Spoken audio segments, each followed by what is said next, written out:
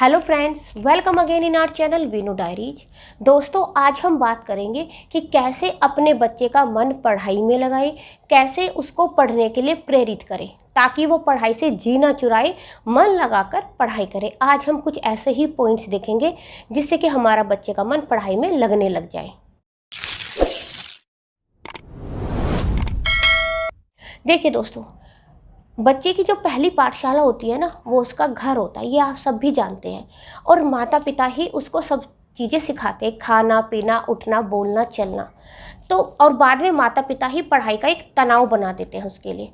आप देखिए, जब बच्चा छोटा होता है हम उसको बोलना सिखाते हैं कि बेटा ये तुम्हारी मम्मी है, ये पापा है, दादाजी हैं, दादी जी हैं।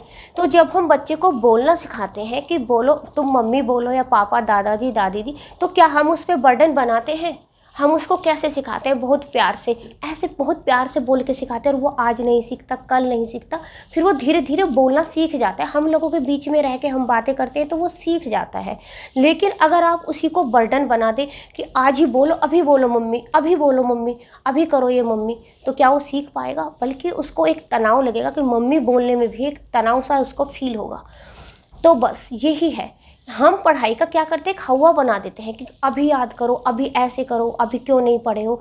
मतलब एक तनाव लगता है। फिर बच्चा क्या करता है, पढ़ाई से जी चुराने लगता है। जब उस पर एक बोझ आ जाता है तो वो बोझ ही हमें नहीं बनाना है। और वो बोझ क्या है कि पेरेंट्स ही उस पर अपना ये बोझ डालते रहते हैं कि अभी पढ़ो, अभी या करो। मतलब एक तनाव बना देते कि तुम्हें ये काम अभी करना है। आपने कभी कुम्हार को बर्तन बनाते हुए देखा है? आपने देखा कि वो गीली मिट्टी रहती है, उसके पास गीली मिट्टी रहती है।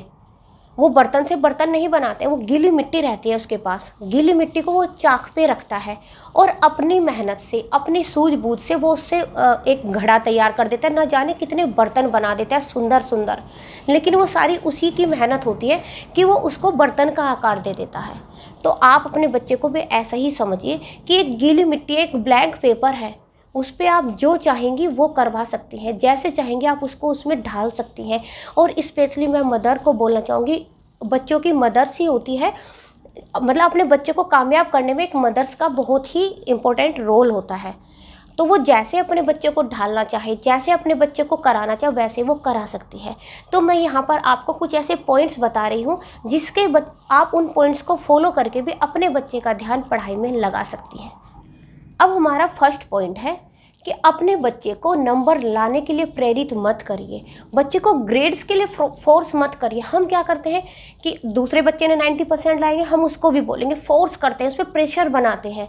बच्चे प्रेशर से ही डर जाते हैं जब उन पे पेरेंट्स का, स्कूल में टीचर्स का प्रेशर आ जाता है। हम उसको क्या बोलते हैं, तुम भी 90% लेके आओ, तुम भी 80% लेके आओ, या तुम भी इतना लेके आओ, उसका बच्चा इतना लेकर आया है, उसका, तुम्हारा फ्रेंड्स के इतने नंबर आए हैं।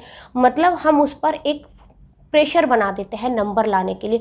तो कोई भी काम है प्रेशर में, जब आपको भी कोई काम पे अगर दबाव डाला जाए, अगर किसी काम को करने का आपको भी कोई प्रेशर में रखा जाए, तो क्या आप भी कर पाएंगी? नहीं कर पाएंगी। तो आपको यही चीज़ समझनी है कि बच्चे पर कभी भी फोर्स ना करें। बच्चे को कभी भी नंबर लाने के लिए, वो कम नंबर लाता है कोई बात नहीं, उसको कम नंबर लाने पर भी उसको डांटना नहीं है, बल्कि उसको अप्रिशिएट करना है। उसको बोलना है कोई बात नहीं बेटा, तुम अपनी मेहनत से लेकर आए, तुमने मेहनत की है, तो क्या हुआ, ये तो चलता रहता है। कभी नंबर कम आ जाते हैं, कभी ज़्यादा आ जाते हैं। आज तुम्हारे कम आएंगे, कोई बात नहीं, हो सकता है कल तुम्हारे ज़्यादा आ जाए। तो आपको मतलब उसको डांटना नहीं है। वो डर जाता है बच्चा कि अच्छा मेरे नंबर कम आए, तो वो मतलब एक प्रेशर में आ जाता है, एक डिप्रेशन में आ जाता है बच्चा कि नंबर। तो आप कभी भी अपने बच्चे पर ग्रेड्स को लेकर या नंबर को लेकर कोई भी उसको फोर्स ना करें। अब आता है सेकंड पॉइंट। सेकंड पॉइंट होता है कि अपने बच्चे को रटना मत सिखाइए, अपने बच्चे को समझाकर याद कराइए। हम क्या करते हैं कि स्कूल में बच्चा पढ़ के आता है और घर पे आकर भी उसके हाथ में कॉपी थमा देते हैं कि चलो अब तुम इसमें रटना स्टार्ट करो, तुम इसको याद करके सुनाओ। अरे उसको पहले पूछिए, उस चैप्टर के बारे में अच्छे से उसको डिटेल से समझाइए, उसमें से ही बीच बीच से क्वेश्चन पूछते रहिए। फिर बच्चे को क्या है, आसानी से सभी कुछ याद भी हो जाएगा। और अगर आप उसको कॉपी हाथ में दे देंगी कि चलो अब तुम याद करके सुनाओ, या तुमने या स्कूल में किया, चलो फटाफट इसको याद करो, ऐसे याद नहीं होता है। ऐसे भी वो एक उस पर बोझ बन जाता है, इस पर एक बर्डन बन जाता है कि अब वो रटता है और वो रट तो लेगा लेकिन उसको समझ कुछ भी नहीं आया है। और रटना तो आपको पता ही है रटना कैसा होता है कि क्या कह रहा है, कैसे कह रहा है, उसको कुछ पता ही नहीं, बस रटना है। एक मूवी भी आई थी, आपने उसमें भी देखा होगा कि रटने को लेकर उसमें भी बताया था कि रटने के कितने बैड इफेक्ट होते हैं कि हमें पता ही नहीं है क्या कहना है, हमें पता ही नहीं है क्या बोलना है, बस हमने वो रट लिया है और रट के हम उसको बोल देते हैं। उस टाइम तो हम हो सकता है कि नंबर ले आए, हो सकता है कि फ्यूचर में हमारे लिए ये अच्छा ना रहे। तो इसलिए कभी भी अपने बच्चे को रटने के लिए नहीं, उसको मतलब समझाइए, उसको चैप्टर के बारे में अच्छे से डिटेल से बताइए और फिर उसको याद करने दीजिए, तो वो आसानी से उसको हैंड टू हैंड ही लर्न हो जाएगा। वो आपको फटाफट से सारे क्वेश्चन समझाएगा, बस यही तो कराना है। तो और बच्चे का इसमें क्या है कि हमने डिटेल से उसको एक स्टोरी के फॉर्म में समझाया है, तो उसको समझ में भी आ गया और बच्चा क्या है कि कल भी आपको मना नहीं करेगा। और जब आप उसको कॉपी लेकर बिठाएंगे तो वो रटने से दूर ही भागेगा, फिर वो पढ़ाई को वो समझेगा कि ये तो एक मतलब बहुत बड़ा बर्डन है। अब आता है नेक्स्ट पॉइंट। नेक्स्ट पॉइंट है कि हम अपने बच्चे को डांट कर पढ़ाते हैं। जैसे जैसे बच्चा कहीं बाहर खेलने जाता है और वो खेलने में कभी आधा घंटा बोल के जाता है या 1 घंटा बोल के जाता है और फिर थोड़ा सा टाइम और बढ़ जाता है, नहीं आता है, या फिर हम कोई बच्चा से झगड़ा हो जाता है तो हम उसको डांटते हैं। और डांटते भी कैसा है कि देखो मैंने तुम्हें बोला था कि तुम्हें पढ़ना है और तुम पढ़ने चलो, अब बैठ के पढ़ो। मतलब पढ़ाई क्या है, एक पनिशमेंट। और बच्चे को क्या समझ में आता है कि जब मैं कोई अच्छा काम नहीं करता हूँ, जब मैं कोई गलत काम करता तो मेरी मम्मी मुझे पनिशमेंट देती है। और वो क्या पनिशमेंट होता है कि पढ़ो, पढ़ने का पनिशमेंट। मतलब वो मेंटली एक ये अपने दिमाग में मेंटल माइंड में बैठा लेता है कि पढ़ना एक पनिशमेंट होता है और उसके दिमाग में ये नेगेटिविटी भर जाती है। तो इससे क्या है कि वो बच्चा एक बोझ समझने लगता है कि जब भी मैं कुछ ऐसा काम करूँगा मम्मी मुझे तुरंत ही पढ़ने के लिए बोलेंगी। आपको नहीं बोलना है उस टाइम। अगर बच्चा देर से आ रहा है या कुछ झगड़ा कर रहा है या घर में कुछ ऐसा कर दिया है कि कोई सामान टूट फूट जाता है, भाई बच्चे हैं ये तो करते ही रहते हैं, ये तो आए दिन होता रहता है। तो उस टाइम आप उसको पढ़ने के लिए मत बोलिए, उस टाइम उसको डांटिए मत। कोई बात नहीं, पहले उसको थोड़ा सा जो उसके मतलब गुस्सा आ गया है या थोड़ा सा बच्चा डिस्टर्ब होता है, उसको माइंड को एकदम थोड़ा सा शांत करिए, उसको बिठाइए, उसके साथ बात करिए, खेलिए। उसके बाद खेल खेल में उसको बोलिए कि चलो बेटा अब बैठकर पढ़ लेते हैं। तो देखिए बच्चा फिर उसको पनिशमेंट नहीं समझेगा, उसको भी क्या समझेगा, एक पढ़ाई को भी एक अपना समझेगा कि हाँ मुझे अब पढ़ना है। नेक्स्ट पॉइंट है कि बच्चे के साथ बैठिए आप भी। हम क्या करते हैं कि अपने मोबाइल में लग जाएंगे या टीवी देखते रहेंगे या बातों में लगे रहेंगे और अपने बच्चे को बोलते हैं कि चलो बेटा बैठ के तुम्हारा स्टडी टाइम है अब तुम पढ़ लो। देखिए ऐसे बच्चा नहीं पढ़ते। बच्चा इतना बड़ा नहीं है कि आप वो खुद से भी पढ़ लेगा, आपको उसके साथ बैठना होगा। भले आप कोई स्टोरी बुक्स पढ़ लीजिए या उसके साथ उसकी कोई बुक्स हैं उसमें भी आप अपना इंटरेस्ट दिखा सकती हैं। बच्चे से पूछ सकती हैं आज मैडम ने तुम्हें क्या बताया, चलो मुझे ये चैप्टर आप मुझे बताओ उसमें क्या क्या है। तो बच्चे से जब आप उसको समझेंगी तो आपको भी अच्छा लगेगा और बच्चे को भी उसमें जब आपको बताएगा जो उसमें वो गलती करता है तो फिर आप उसको बाद में बता दीजिए कि इसमें ऐसे नहीं, इस स्टोरी में ऐसे है।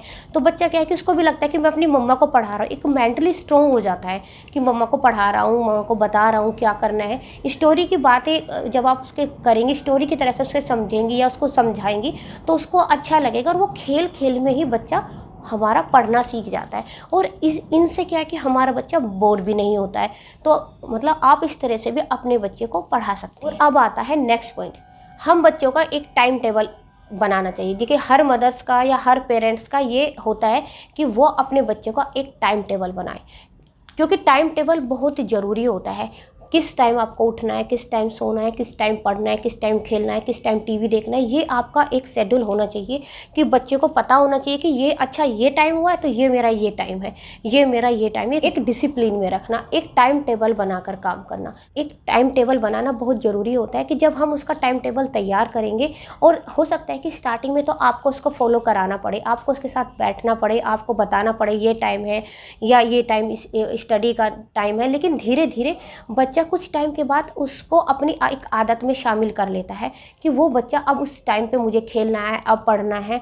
और जब हम उसको एक ये डिसिप्लिन, ये टाइम टेबल जो होता है ना, ये बच्चे की लाइफ में आगे चलकर भी बहुत अच्छा काम करता है। तो अपने बच्चे का भी एक टाइम टेबल तैयार करिए। और अब आता है नेक्स्ट पॉइंट। नेक्स्ट पॉइंट होता है कि बच्चे की पढ़ने की जगह को फिक्स करिए। हम क्या करते हैं कि बच्चा अभी कमरे में बैठ के पढ़ रहा है, बेड पे लेट के पढ़ रहा है, या बच्चा हम किचन में काम कर रहे हैं, हम उसको बोलते हैं कि तुम यहाँ पर आ जाओ, यहीं पर मेरे साथ पढ़ो, या बच्चा टीवी देखता देखता पढ़ रहा है, या मतलब कैसे भी पढ़ रहा है, ऐसा नहीं। आप बच्चे का एक जगह, जैसे आप बच्चे का एक टाइम टेबल बनाती है ना कि इस टाइम आपको पढ़ना है, ऐसे एक जगह भी फिक्स करिए कि ये स्टडी रूम है। उस स्टडी रूम में ज़्यादा भर भर के सामान मत रखिए।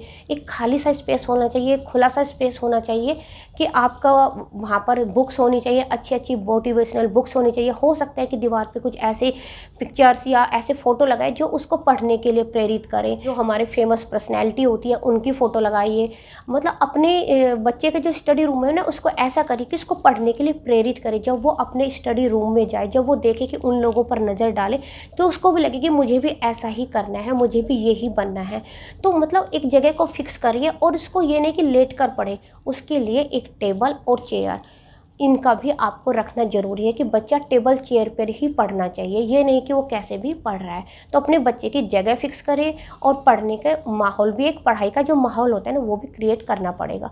तो आपको वो भी करना चाहिए। अब आता है नेक्स्ट पॉइंट और लास्ट पॉइंट। वो होता है कि जैसे हमने सब चीज़ों का एक देखा है कि पढ़ाई के लिए आपको रूम फिक्स करना है, पढ़ने के लिए फोर्स नहीं करना है, ऐसे ही बच्चे का एक है कि हमें बच्चे को खेलने भी देना है। देखिए, अगर बच्चा खेलेगा नहीं, बस हम में ही उलझा रहेगा, या बस स्कूल से घर आया, घर में आके सो गया, सो के उठा तो फिर पढ़ने के लिए बैठ गया, तो उसके लिए क्या करेगी, पढ़ाई एक बोझ बन जाएगी। अब नहीं बनेगी तो कल उसके लिए एक बर्डन बन जाएगा। तो हमें ये नहीं करना है। हमें बच्चे को खेलने के लिए भी भेजना है कि जाओ चलो अब तुम खेलो, अब तुम्हारा खेलने का टाइम। उसको फ्रेंड्स के साथ खिलाइए, अच्छे अच्छे उसके दोस्त बनवाइए ताकि वो उनके साथ खेले, कुछ अपनी स्कूल की बातें भी करते हैं।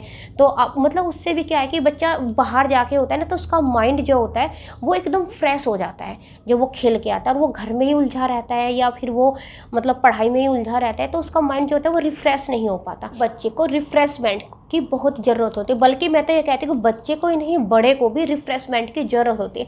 तो हम भी तो कभी घूमने चले जाते हैं छुट्टी लेकर, ताकि मस्त थोड़ा सा थकान से बच जाए, थोड़ी सी जो हम पर एक बोझ बनाए उससे बच जाए।